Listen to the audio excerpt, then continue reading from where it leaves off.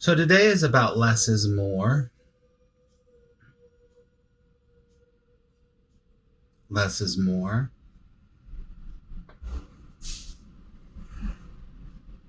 And we're done.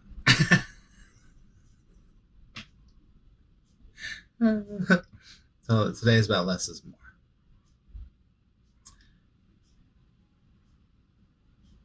So the point is, it's very interesting. Let me say this. Um, I'm doing a whole challenge. I haven't really talked about it here. My private students know I'm doing a whole challenge right now. And in this challenge, it's very interesting because it is, I'm focusing on different things are coming up for this character, right? So it doesn't even matter. But one of the things is what we've talked about, the quietness. The other day we talked about quietness. But really the less is more thing, which I've always known about. Sorry about that. Which I've always known about. Um, and the reason that I know about the less is more idea is because of my acting. And I'm an actor. So one of the things we used to always say this, this will make sense to you, I think. We used to always say, I grew up as a boy acting, right? Trained actor. And one of the things we used to say is that your acting problems are your life problems.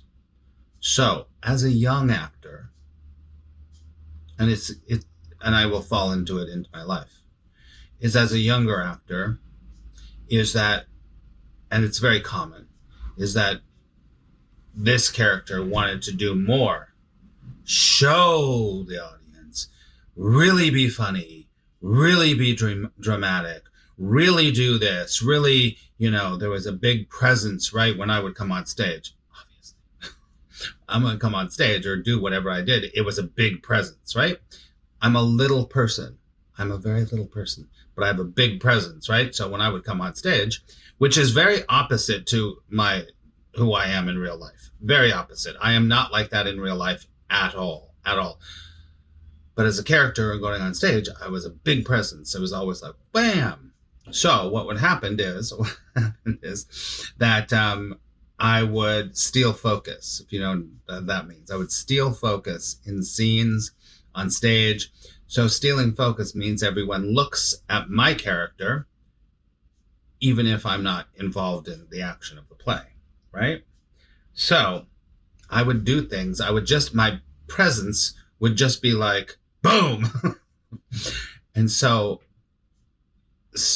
in a way, that's good. In a way, it's completely the worst thing you can ever do as an actor. And so what was happening was that I was becoming a worse and worse and worse and worse and worse actor because of this bigness that I was bringing to everything. Everything was big. My movements were big. My voice was big. My emotions were high, right? So you could look at it like overacting. You know what overacting is? And they're like, I am so, whatever it happens to be, over the top, right? Well, then I started to learn about this idea, which was very interesting. I think you'll get this, because we're talking about less is more.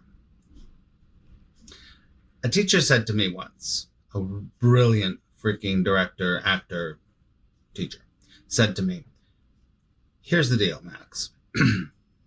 If you are going to the audience, then they go like this. So you're going like this, they're going like this. If they're going like this, it's like, that's the energy. Does that make sense? On the other hand, if you go like this, they come to you. I was like, oh. So the more simple you are, the more they want to know. The more quiet you are, the more they listen. And that was the beginning of less is more. And I was like, oh.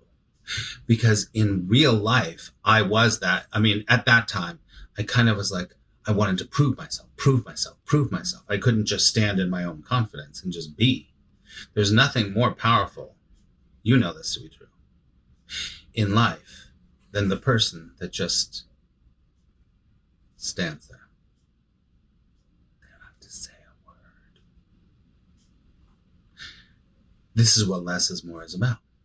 And less is more is all about this idea that it's kind of like in Shakespeare. Shakespeare says, thou doth protest too much, meaning it's over the top, it's too much. It means you're covering up something. So the more that you are loud, the more that you are boisterous, the more that you are whatever, the more you're trying to either cover up an insecurity or something like that in general, right? So what does this all have to do with your spiritual development? Well, it has everything to do with your spiritual development, because the egoic mind or separated self is obsessed with complication and obsessed with more ideas, more understanding, more complicated philosophies, more, right? It's obsessed with it. It is sustained on more.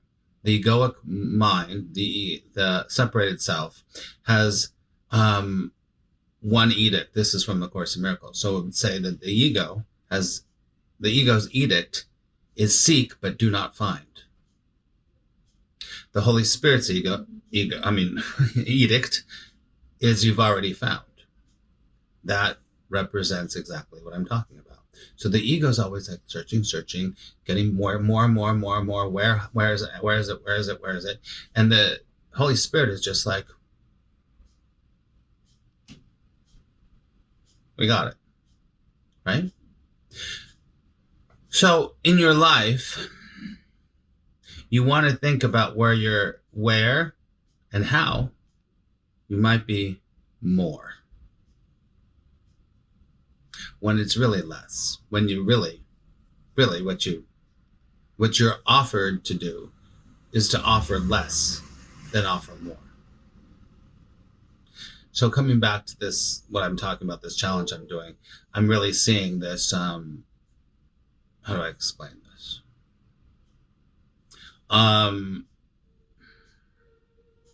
Interest of, not quietness per se, but how can you step back? How can you step back? If your voice is here, how about your voice just being here? How about that? Right? What is that term? You can correct me if I'm wrong. Speak softly, carry big stick. What's that term? Does anyone know? Speak soft, big stick, that thing. So this is characters kind of experimenting with all that. Sit back. If you're asking this much, then ask for this much. Right? It's huge. The truth is, you don't have to try. Teddy Roosevelt said that, Alice. Thank you. But what is the exact one? Correct, Teddy Roosevelt. But what did he say, Carol? Speak softly, carry big stick. Is that what it is? It's whatever. I'm not going to say what I was just about to say. Sounded but I'm not going to say that. Okay, speak softly, carry big stick. Okay. Girl Rush. The trend to be extra. There's a trend to be extra. Talk a little more about that. I'm leaning on every word. Great talk. Thank you, Alice. I need this because these are blue blockers and it just gets a little, whoa. What is it bringing up with you? This less is more. Calm down. Calm down. Sue says, I've been finding that this constant search of mine on the spiritual path is exhausting. I've adapted to more of a quiet curiosity. Beautiful. It is exhausting. Because the only thing that's in constant search is the separated self or the ego. And you don't realize how exhausting it is until you stop and go, ooh, wow. Where can you be less? I mean, even to the point, like what I'm telling you, that what I'm going through right now is that I will be in the middle of talking to someone right now, whatever, not in this moment, yeah. But I'll be like, Max, it's kind of like when I was a kid, when parents used to say, I'm standing right here. Like, you know what? I think that you need to go get the duck. And my parents are like, I'm standing right here. And I'm like, oh yeah. So sometimes that goes through my mind and I just go, okay, you don't have to talk that loud. Really. Marilyn, hello. Trying to be there for everyone.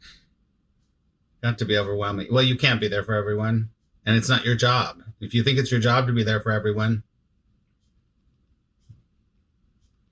that's what I say. Good luck with that. I notice I try too hard with everything and everyone. That's good noticing. That's good realization. Sorry. Trust more, worry less. I love it, love it, love it. Oh my God. There's a hair somewhere. It's in my eyelash. Whenever I start to think about what else I can do, maybe try nothing. One of the most powerful concepts you will ever really embody in your life is the concept in A Course in Miracles, but it's not just A Course in Miracles, is I need, do.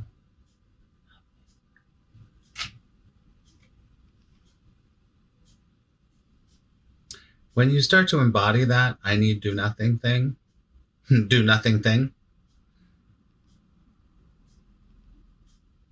you begin to get it. Yeah, but you don't do, I get what you're saying. It's not a choice to do nothing. You just do nothing. And that what we're talking about here, listen, what we're truly talking about here is is not something that you do. You don't do nothing. You don't be less. You do, but ultimately you don't. I don't want to confuse you, but that's the truth.